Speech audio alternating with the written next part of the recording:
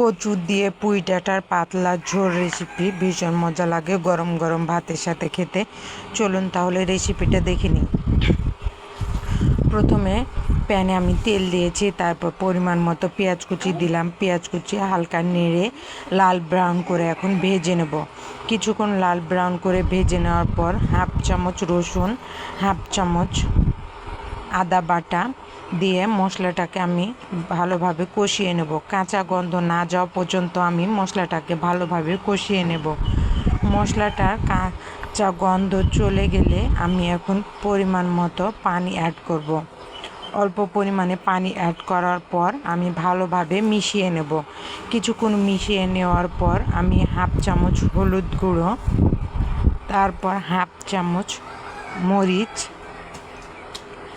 Half চামচ ধনিয়া, half চামচ জিরার গুঁড়ো, স্বাদ মতো লবণ দিয়ে ভালোভাবে মশলাটাকে আমি কষিয়ে নেব। কিছুক্ষণ কষিয়ে নেওয়ার জন্য হালকা পরিমাণ আমি পানি অ্যাড করব। পানি অ্যাড করার পর আমি ভালোভাবে মশলাটা আমি মিডিয়াম টু লো আছে এখন ভালোভাবে কষিয়ে নেব।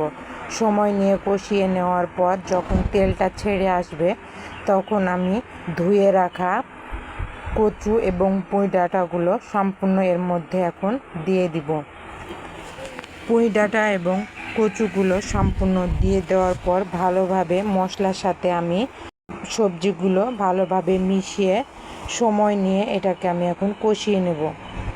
ঢাকনা দিয়ে ঢেকে আমি ভালোভাবে কষিয়ে নেব। কিছুক্ষণ পর কষিয়ে নেওয়ার পর আবারও ঢাকনা দিয়ে দিলাম। কিছুক্ষণ পর ঢাকনা তুলে আবারও কষিয়ে নিচ্ছি। অনেকটা পানি বের হয়েছে, এই পানিটা আমি শুকিয়ে নেব।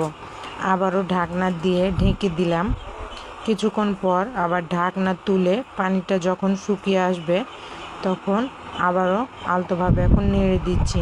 নেড়ে দিয়ে কিছুক্ষণ নেড়ে দেওয়ার পর আমি পরিমাণ মতো পানি অ্যাড করব। ঝোলের জন্য আমি পানি অ্যাড করব। ঝোলের জন্য পানি অ্যাড করার পর এখন আলতোভাবে এখন নেড়ে দিচ্ছি। নেড়ে দেওয়ার পর আমি ঢাকনা দিয়ে ঢেকে দেব। বলক আসা পর্যন্ত অপেক্ষা করব। এখন 3টা কাঁচামরিচ দিয়ে দিলাম। আবারও ঢাকনা দিয়ে ঢেকে দিচ্ছি।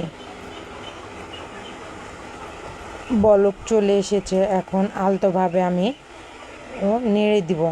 নেড়ে দেওয়ার পর আবারও ঢাকনা দিয়ে ঢেকে দিব। আবারও ঢাকনা তুলে আলতোভাবে এখন নেড়ে দিব। এখন আমি ঝোলটা কমিয়ে নেব। লবণটা শেষ পর্যায়ে চেক করে নিতে হবে। মাশাআল্লাহ, অনেক মজা হয়েছে। এমন হয়েছে অবশ্যই কমেন্টে জানাবেন। আল্লাহ হাফেজ।